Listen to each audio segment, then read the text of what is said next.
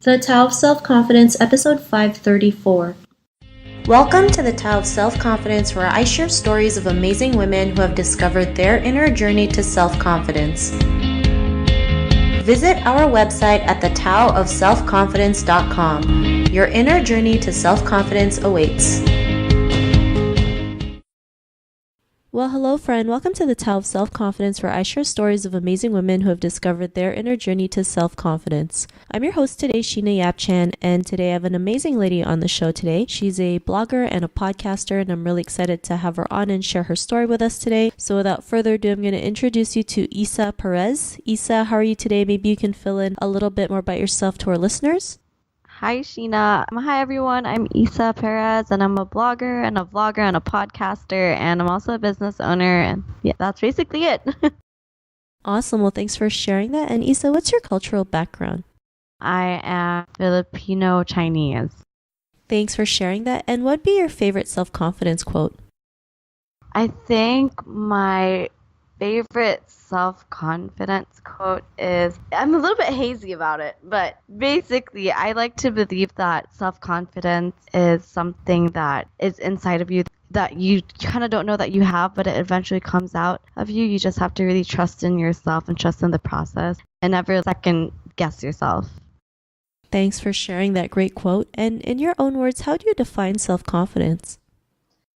I think that self-confidence is being able to say that I'm the best person out there, or that I believe in myself so much without even having to open your mouth. And I think that it comes out in the way that you talk and the way you smile and the way that you just talk to people and just who you are in general. Thanks for sharing that great definition. And what was your life like before your discovery of self-confidence?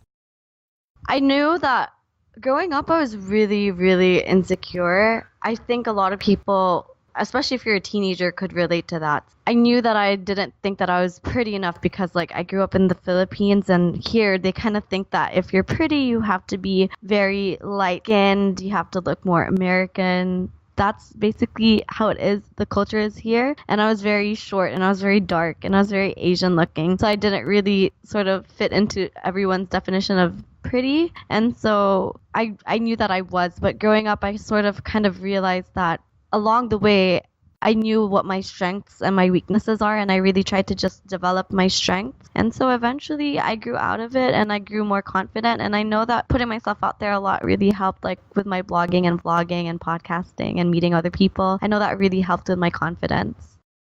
Thanks for sharing that. And yeah, I can totally relate, being in the Philippines, especially when every whitening cream is sold under the sun in the Philippines. It can really hurt someone's confidence, especially, when they think there's only one standard of what beauty is supposed to look like, not realizing beauty is actually from within. And when we can realize that we're beautiful, it just projects, right? People can see it, people can notice it because you love yourself enough unconditionally no matter what happens, and they can look inward towards that, and it's a different feeling, a different vibe that comes out of you. So was there a moment in your life when you realized that you were beautiful, you are confident? What was that aha moment? I think for me it was when I grew a little bit older. As I got a little bit older, I'm 27 years old now, and there was a lot even when I started working as a blogger and a vlogger where I would see myself as if I were in competition with other people. I would see people and be like, oh, I wish that I had what they had. But then there's this one moment in my life where I was I'm so tired of comparing myself to other people, and I just sort of realized that I'm okay where I am right now. I was in an okay place, and I just sort of realized that I didn't need to be in competition with anyone else, and I sort of started to feel more confident about what I was, and I just sort of stopped looking at other people and started to concentrate on myself and the things that I wanted to improve on. And I think that's really where my personal growth really increased a lot, and that's how I started getting really, really confident. Thanks for sharing that. And I think that's natural, right? We try to, compete with others, especially in the world of social media, when we see, these photos and we're like, why can't I live that life? Or why do they look better than I do? Or, not realizing those pictures are also altered. I know because it's so silly because I work in social media. I work with a lot of brands and stuff like that. But at the same time, I get so sick of it as well. So there are really times where I really have to just detach myself from everything that I'm doing online. And I just have to just say like, you know what, I don't want to upload anything right now. I don't want to kind of like project that image where I live such a perfect life. And I guess podcasting and the vlogs really help me in that aspect. But a lot of things about social media, like, you know, Facebook and Instagram, all of those things are curated. You spend a lot of time taking those pictures, those captions, and it's just like sometimes, if for me, I would just get so tired of it, and the moment I try to lay off the internet a little bit, I felt a lot better. I'm like, you know what, I'm okay. Awesome. Well, that's great that you're able to detach from it, you know, because we just need that time to just, you know, step away and just focus on ourselves and focus on the present moment and just be, you know, aware of what's going on and why we feel that way. And then when we learn to do that, you know, we feel a lot better and realize, okay, you know, I feel good. I can keep going. So thanks for sharing that. And, you know, because of those realizations, what's your life been like now? Right now, my life is completely different. I get asked this a lot, like, where do you get your confidence? And every time I have my meet and greets or whenever I have like public speaking events, I always get asked, what do you do about haters? And that's always the number one question that people like to ask me. And I'm always like, you know what, I could care less about the people who don't like me, because if there are 10 people watching me, most of the time there's only one person who has something bad to say. And it's been completely different for me because I just stopped caring so much. I don't really care if people like me or if they don't, as long as I know that I'm okay. If I'm confident with myself and if I'm contented with it, then that's okay, because I don't really feel the need to impress anyone. I don't feel the need to change myself for anyone, and I'm okay with who I am. So that it's really changed since I've changed my perspective on things.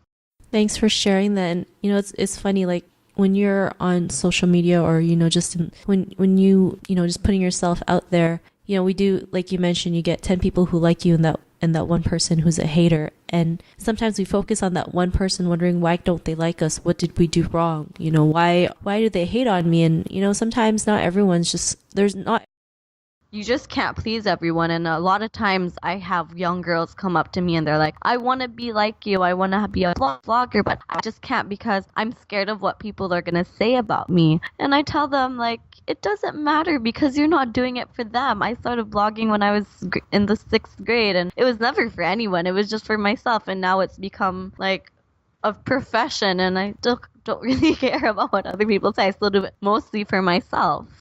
Yeah, I totally agree. And then, you know, that's what we have to realize. Just because that one person doesn't like you doesn't mean everybody doesn't like you. You know, you focus on yourself, and that there are people who will like you, right? There are people out there who are listening to you, who are inspired by you, who, you know, are grateful that you are out there putting out content, putting out information that can help them in the long run. So thanks for sharing that. And, you know, to the woman who's listening to your episode, she may be in her own journey of self-confidence. What would be that one tip you would give to her?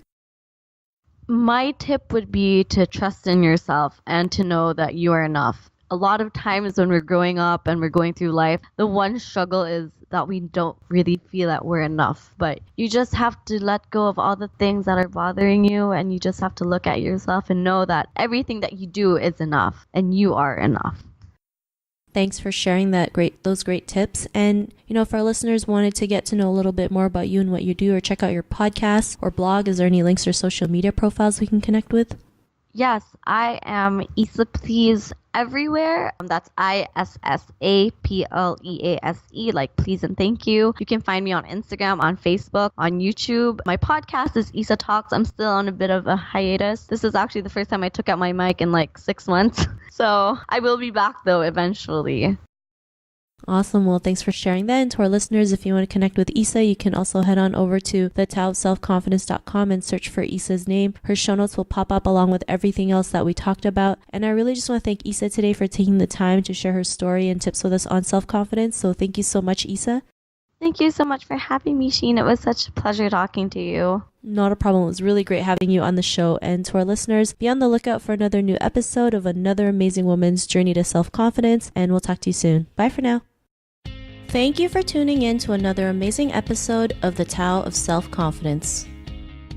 Please subscribe to the show on Apple Podcasts or Spotify to get your daily boost of confidence.